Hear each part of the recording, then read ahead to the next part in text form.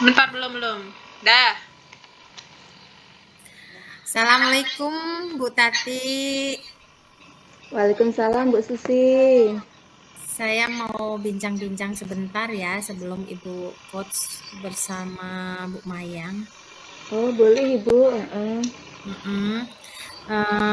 Nah ini sebelum mau coaching, saya mau nanyakan dulu. Nanti tuh Ibu pastikan tujuan dari apa saja yang akan dicapai itu nanti bisa tersampaikan. Oh baik Ibu. Terus Ibu memakai coaching itu pastikan pakai alur kita. Oh baik Ibu. Tuh, terus nanti maaf Ibu untuk prinsip coaching ini Ya masih ingat Bu bahwa prinsip coaching itu ada 3. Yang pertama kemitraan, yang kedua itu proses kreatif, dan yang ketiga itu adalah mengembangkan potensi Bu. Dari coaching itu kompetensi apa yang akan dikembangkan? Yang akan saya kembangkan itu yang pertama adalah kesadaran penuh Ibu, itu yang akan jadi prioritas saya. Sementara kompetensi yang lainnya ada mendengarkan dengan aktif, kemudian yang selanjutnya memberikan pertanyaan yang berbobot. Saya pengennya Ibu juga ini ya, nanti pertanyaan Ibu sesuai dengan kompetensi itu kalau bisa pertanyaannya berbobot dan mendengarkan dari coach Bu Mayang ya, maksudnya dengarkan agar masalah dan solusinya bisa kesadaran diri Mbak Mayang, intinya keluar solusi dari Mbak Mayang sendiri, jadi bukan dari Bu Tati yang memberikan solusi gitu. Kayaknya dari pertanyaan Ibu Mbak Mayang itu menemukan sendiri solusinya. Saya rasa itu Bu untuk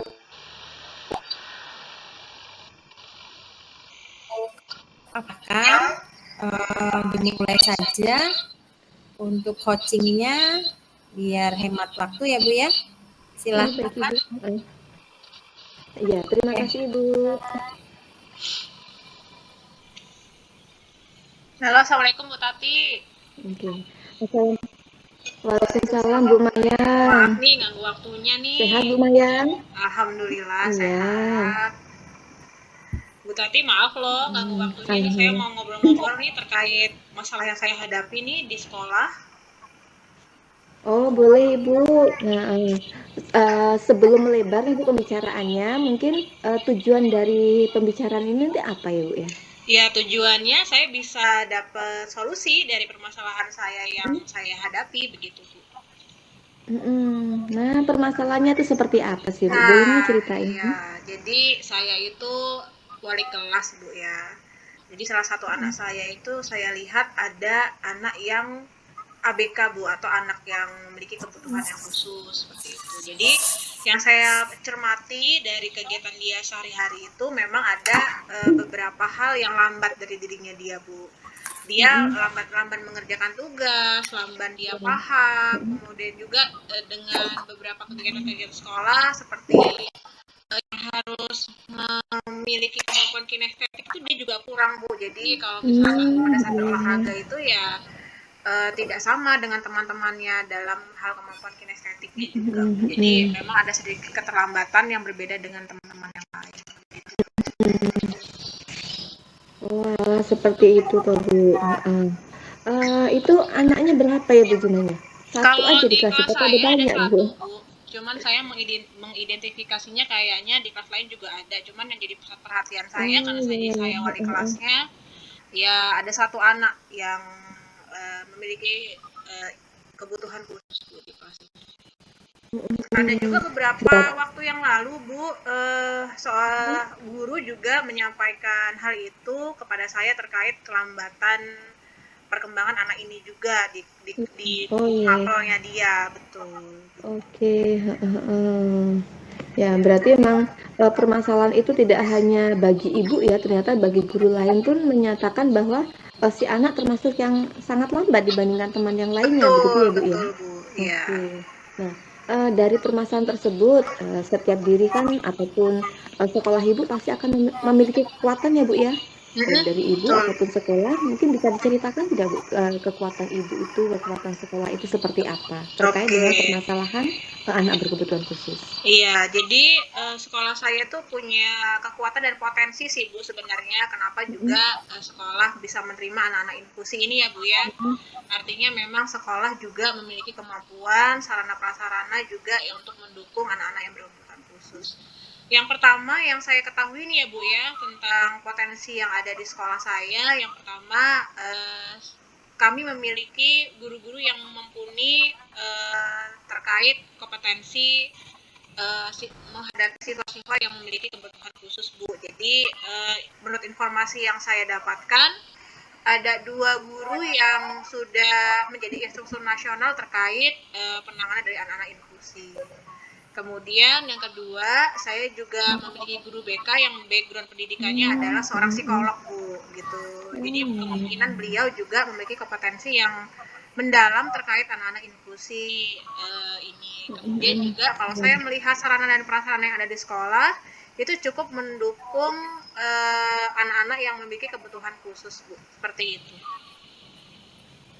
Luar biasa Bu, kekuatan yang dimiliki Ibu oleh dan sekolah Ibu sebenarnya, dan kekuatan itu sebenarnya bisa membantu mungkin ya Bu ya dalam pemecahan masalah yang Ibu hadapi begitu. Iya, betul Bu. Tapi dari kekuatan tadi dan Ibu masih menyampaikan bahwa ini adalah permasalahan, berarti misalnya dibuat penilaian. Jika saya memberikan skala dari 1 sampai 10, dengan 1 itu Ibu belum memenuhi dan 10 itu sudah memenuhi dengan maksimal, Ibu dan sekolah Ibu dalam penanganan kasus ABK ini tadi pada angka berapa Ibu? Untuk penanganan kasus ABK tersendiri, sekolah saya masih ada di posisi 5 ya Bu ya, jadi di tengah-tengah sebenarnya. Jadi masih cukup, tapi belum juga terlalu baik gitu, karena yang saya lihat juga penerapannya di sekolah masih belum terlalu nampak sekali, dan juga saya juga merasa bahwa saya belum mendapatkan banyak pemahaman terkait anak-anak inklusi ini tadi, begitu Bu. Oh, berarti dengan skala yang saya berikan tadi, menurut Bu Maya, Ibu dan sekolah itu berada di angka 5, di mana angka 5 itu penerapannya yang belum maksimal, begitu ya Bu ya? Betul. Dan Jadi kurang pemahamannya maksimal pun dalam belum hal maksimal penerapan. ya Bu ya? Iya, betul. Nah, harapannya nih Bu, ke depannya nanti akan meningkat ke angka berapa Ibu? Kalau harapan saya paling tidak di angka 7 lah Bu. Di angka 7. Iya.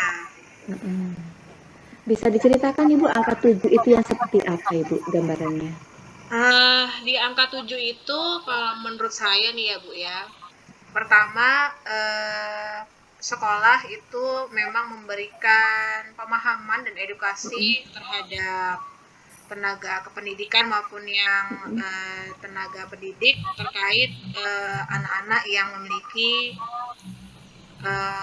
inklusi atau anak-anak yang berkebutuhan secara khusus gitu. Jadi memang sekolah memberikan pelayanan, kemudian juga memberikan fasilitas terhadap anak itu, dan juga semua guru itu memahami dan tahu, oh ternyata anak bisa mengkategorikan anak Bu, paling enggak kan, oh ini yang memang memiliki kebutuhan khusus, ini yang mungkin bisa dalam kategori yang sedang, atau mungkin anak-anak yang memiliki kebutuhan khusus tapi dia memang di atas rata-rata, karena kalau sepemahaman saya anak-anak yang luar biasa cerdas itu juga termasuk ke dalam anak-anak yang berkebutuhan khusus, karena berbeda dengan rata-rata anak-anak pada umumnya. gitu. Jadi memberikan pemahaman. Yang kedua, terkait anak-anak berkebutuhan khusus ini, tentu harapan saya sekolah juga memiliki kurikulum atau kegiatan-kegiatan pembelajaran yang memang dikhususkan untuk mereka anak-anak yang berkebutuhan khusus, Bu, sehingga kebutuhan belajarnya itu bisa dapat terpenuhi dengan maksimal gitu. Dan juga potensi-potensi yang tadinya tidak nampak itu harapan saya menjadi nampak, Bu. Seperti itu. Oh iya, oke. Itu tujuh menurut Ibu. Bagaimana, Bu? Saya kurang mendengar. Harapan Ibu tadi kan di angka 7 ya, Bu ya. Betul, Angka iya. 7-nya berarti gambarannya seperti itu tadi, Bu Gambarannya ya. seperti itu, Bu. Iya. Nah, dengan sekolah harapannya dapat memberikan pemahaman kepada seluruh warga sekolah, kemudian adanya kurikulum khusus untuk yang inklusi ataupun pelayanan khusus untuk inklusi. Dalam pencapaian ke angka 7 itu nanti kira-kira mungkin saja Ibu ya ada hambatan ataupun kendala. Kira-kira yang dapat Ibu analisis hambatan atau kendalanya itu apa saja, Ibu? Oke, Bu, baik. Hambatan yang nanti saya akan hadapi tentunya akan berhubungan dengan orang tua ya, Bu ya. Gitu. Jadi tidak semua orang tua memahami bahwa anak ini memiliki kebutuhan yang khusus, karena juga menganggap bahwa anak ini normal pada teman-temannya yang lain gitu. Jadi yang saya takutkan adalah ketika orang tua ini tidak mampu menerima gitu ya keadaan anaknya gitu berdasarkan analisis yang kami buat gitu terhadap anak ini gitu, Bu. Jadi tantangannya seperti itu. Jadi yang saya takutkan itu orang tua juga kurang berkontribusi secara baik, karena memang ini juga dibutuhkan bukan orang tua, karena anggapannya mungkin anaknya normal seperti biasanya gitu. Seperti anak-anak kebanyakan. Itu tantangannya, Bu, yang pertama. Yang kedua memang tantangan selanjutnya adalah kontribusi dari guru-guru yang ada, Bu. Jadi saya merasa bahwa tidak semua guru memiliki persepsi yang sama terhadap pemikiran saya, seperti itu. Iya, jadi mungkin mereka tidak merasa bahwa anak ini tidak harus diperlakukan secara berbeda gitu di antara yang anak-anak yang lain gitu. Bisa jadi mereka harus diperlakukan yang sama dengan anak-anak pada umumnya gitu, sesuai dengan tuntutan kurikulum dan juga sesuai dengan metode pembelajaran yang guru-guru tuh sampaikan di kelas. Seperti itu, Bu. Oke, sebenarnya luar biasa sekali, Bu, keinginan Ibu untuk memfasilitasi anak berkebutuhan khusus itu sangat mantap sekali, Bu, keinginannya, karena demi penerus generasi bangsa ini ya, Bu ya, begitu. Nah, terkait dengan hambatan yang Ibu sampaikan terkait dengan orang tua ataupun kontribusi dari seluruh warga sekolah mungkin ya, Bu ya. Nah, kira-kira jika Ibu diminta untuk menyampaikan solusinya, kira-kira apa saja solusi yang dapat digunakan untuk meminimalisir hambatan tersebut, Ibu? Oh iya, dari hambatan yang saya hadapi ya, Bu ya. Hambatan yang saya hadapi yang pertama tadi ada orang tua dan juga rekan sejawat ya, Bu ya. Kalau misalkan dari orang tua tentu kita harus memberikan edukasi, sosialisasi, atau mungkin kita bisa juga membuat suatu rapot atau melihatkan hasil penilaian yang secara relevan dan juga bisa dipertanggungjawabkan kepada orang tua tersebut dengan melakukan pendekatan secara personal, Bu. Untuk hal ini juga mungkin saya akan meminta kolaborasi dari pihak guru BK yang memang backgroundnya adalah seorang psikolog untuk dapat bisa memberikan pemahaman ini kepada orang tuanya bahwa memang anak ini memiliki kebutuhan yang khusus yang harus juga dipenuhi di sekolah, di rumah begitu. Sehingga program-program yang nanti mungkin akan kami kerjakan itu nanti akan bisa sesuai dan juga terintegrasi di dalam rumah. Kemudian terkait guru-guru nanti yang tidak memiliki pemahaman yang sama, persepsi yang sama terhadap terhadap pemikiran saya ini, saya pikir juga ini dibutuhkan sosialisasi dan juga pemahaman terkait anak-anak berkebutuhan khusus, Bu. Jadi kemungkinan saya akan berkolaborasi dengan pihak sekolah, terutama untuk manajemen sekolah. Saya meminta untuk memberikan ruang yang cukup untuk bisa mensosialisasikan terkait anak-anak yang memiliki kebutuhan khusus, dan juga saya akan berkolaborasi dengan Bapak Ibu guru yang memiliki kompetensi khusus pada bidang anak-anak yang berkebutuhan khusus, Bu, sehingganya bisa tercapai dengan baik. Dan juga dari sosialisasi itu saya harapkan guru-guru juga memiliki persepsi yang sama dengan persepsi yang sekarang saya miliki. Seperti itu, Bu. Oke, luar biasa itu solusinya. Nah, dari solusi, dari hambatan, dari kekuatan yang Ibu sampaikan tadi, langkahnya itu akan seperti apa, Ibu? Pertama kali Ibu harus ngapain, sampai akhirnya harus ngapain begitu, Bu? Baik, Bu, langkah ya, Bu, ya. Pertama, saya tentunya akan berkolaborasi dengan guru BK dan juga guru-guru yang memiliki kompetensi pada bidang anak-anak berkebutuhan khusus, Bu. Jadi mungkin saya mendapat mencari pemahaman, Bu, terkait anak saya ini ada di level berapa dan memang harus butuh perlakuan yang seperti apa. Kemudian setelah saya mendapatkan jawabannya, saya akan mencoba untuk melakukan pendekatan secara personal dengan orang tua terkait penilaian dan juga hasil kami antara saya dengan guru BK terkait penilaian atau mungkin hasil hasil penilaian kami terhadap anak tersebut. Jadi sehingganya orang tuanya memahami dan mengerti bahwa anak ini memang memiliki kebutuhan yang khusus gitu. Kemudian setelah itu saya akan mencoba berkolaborasi juga dengan pihak sekolah terkait sosialisasi dan edukasi kepada guru-guru yang memang terutama guru-guru yang memang mengajar di kelas tersebut, Bu, terutama guru-guru di kelas 10, sehingga mereka memiliki persepsi yang sama. Dan setelah itu kita akan berkolaborasi dalam membentuk suatu kegiatan pembelajaran kurikulum khusus untuk anak-anak yang memiliki kebutuhan khusus. Jadi harapannya seperti itu, Bu. Nanti rencana saya mungkin eksekusi yang paling tinggi adalah mengimplementasikan bentuk rencana pembelajaran yang kami akan lakukan di kelas sesuai dengan kebutuhan anak, terutama anak-anak yang memiliki kebutuhan khusus atau inklusi. Seperti itu, Bu.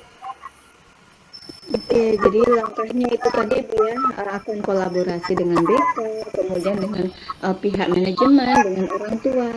Nah, itu waktunya kapan akan dilaksanakan, Bu, kira-kira, Ibu? Insya Allah saya akan berkolaborasi yang tadi tahap pertama dengan guru BK dan juga guru-guru yang memiliki kompetensi terkait anak berkebutuhan khusus itu insya Allah saya akan lakukan besok, Bu. Udah gitu, jadi langsung ya, Bu, ya? Iya.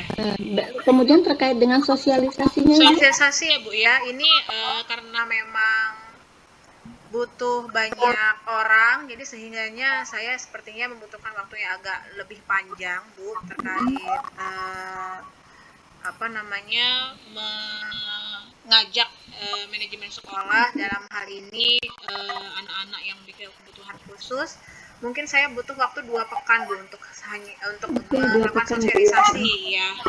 Gitu. Yang pertama mungkin saya menggandeng atau berkolaborasi dengan pihak manajemen sekolah. Kemudian juga saya berkolaborasi dengan guru-guru terkait yang memiliki kompetensi itu, dan juga nanti akan melakukan sosialisasi terhadap guru-guru mapel, terutama guru-guru yang mengajar di kelas 10. Itu mungkin kemungkinan saya akan membutuhkan waktu sekitar 2 pekan. Oke, Bu. Berarti sekitar 2 pekan lagi itu sudah akan ada bahasan tentang sosialisasinya, Ibu, ya? Iya. Sosialisasi dengan pihak-pihak terkait tadi, ya? Iya. Oke, Ibu, mungkin saya sedikit menegaskan kembali bahwa tadi kalau tidak salah yang akan terlibat tadi ada guru BK, ada wali murid, kemudian siapa lagi, Bu, yang akan terlibat tadi kira-kira? Ada guru BK, kemudian guru yang memiliki kompetensi di bidang ABK, anak berkebutuhan khusus, kemudian wali murid, dan juga guru-guru yang mengajar di kelas 10. Oke, Ibu.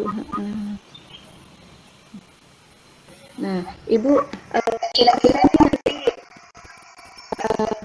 kesimpulan apa yang dapat Ibu ambil dari pertemuan kita ini, Bu?